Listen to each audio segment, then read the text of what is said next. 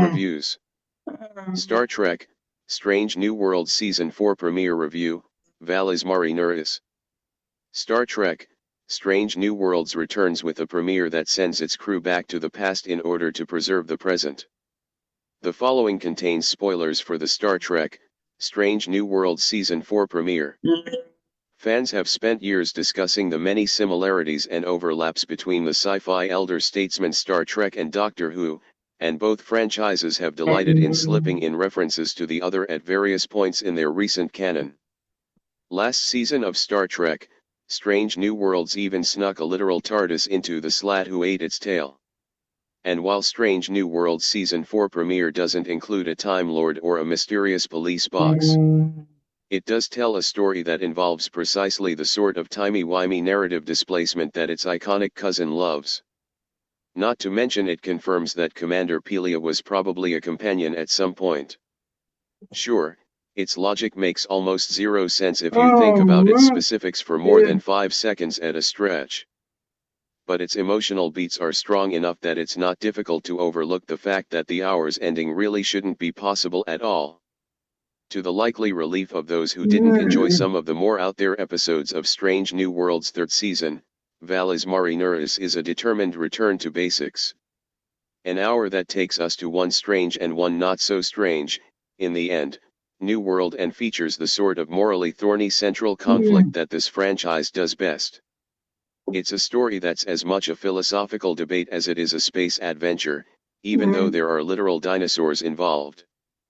From familiar arguments about the value of diplomacy and the idea that might doesn't always make right to questions about temporal interference and allowing objectively terrible things to happen for good reasons, the episode grapples with many of the themes that have long dominated Star Trek, even as it rewrites a chunk of Earth's history in the process.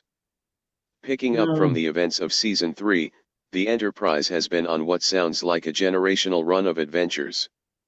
Their missions have seemingly been non-stop over the 6 months since Captain Batel's death/transformation into an Eternal Guardian.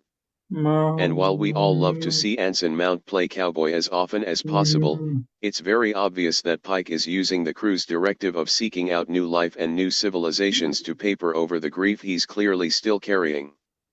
Setting off on another assignment to avoid thinking about the possibility of a promotion he doesn't particularly want.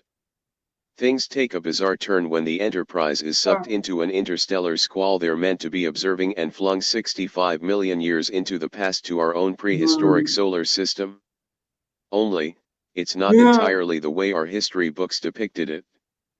Because while there are dinosaurs, there are also actual Martians, who appear out of nowhere to claim the badly disabled Enterprise as salvage. At least their uniforms are green-tinted. Led by the surprisingly reasonable Captain Castle, Saffron Burrows, the Martians don't want to harm Pike and his crew. They're also surprisingly willing to listen to his arguments about why they should seek a peaceful resolution to their seemingly never-ending war with the Dol-DRM. An invasive and highly destructive species that seems more like voracious locusts with advanced technology than anything else. But for all her genuine interest in Pike and the Federation's mantra of friendship and cooperation, Castle is a realist at heart. Particularly when she figures out the truth that the Enterprise crew is from the future, and learns that its computers only have a record of her home world as a dusty wasteland devoid of life. Yes, stealing an antimatter bomb is not exactly great diplomacy. But can you blame her for seizing the moment to try and save her people now, when it's obvious that a future isn't guaranteed for them beyond this moment anyway? Christopher Pike sure can't. Yes, his last-minute decision to let her essentially nuke her worst enemies and sacrifice herself and her crew in the process is as much about preserving our solar system, which doesn't have a fifth planet, Dol-DRM on Earth, or life on Mars, as it is about the fact that he clearly sees her as something of a kindred spirit. But given that he's a man who has been forced to repeatedly confront the irreversible nature of his own tragic future many times before, no one is more qualified to make the hard call about whether to sacrifice a crew of perfectly nice Martians in the name of preserving humanity. Sometimes Pike's sunny and optimistic disposition makes it easy to forget how genuinely difficult it must be to be him on a day-to-day basis. Here, the Martians have to die, because they always have. Because their choice not only ends their endless war, but ultimately kills the dinosaurs, cools the Earth, and ushers in the destruction of their own planet. These things have to happen, because they have already happened, because otherwise humans won't exist. Yes, the Enterprise's presence in the past is the sort of bootstrap paradox that's built on the same logic that powers Bill and Ted's excellent adventure.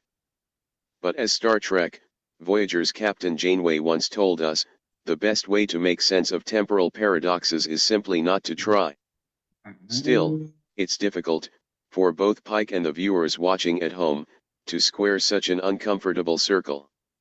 Yes, the Doldrm seem kind of awful, but does that mean their entire species deserves to be wiped out? As premieres go, this hour is pricklier and more bittersweet than most. Pike's quick thinking keeps humanity's future on track, but at the cost of facing down yet another predetermined future he can't change, even if he wanted to. Una, Lawton, and Ortegas get to see the wonder of dinosaurs, even as they know they're personally part of the reason they no longer exist. And even as Pike doubles down on his plans to live in the moment rather than think of all he has lost and all he still has left to lose, the show he stars in hints that such a choice may not actually be possible. No matter how much we'd all like it to be. New episodes of Star Trek, Strange New Worlds premiere Thursdays on Paramount Plus through September 24th.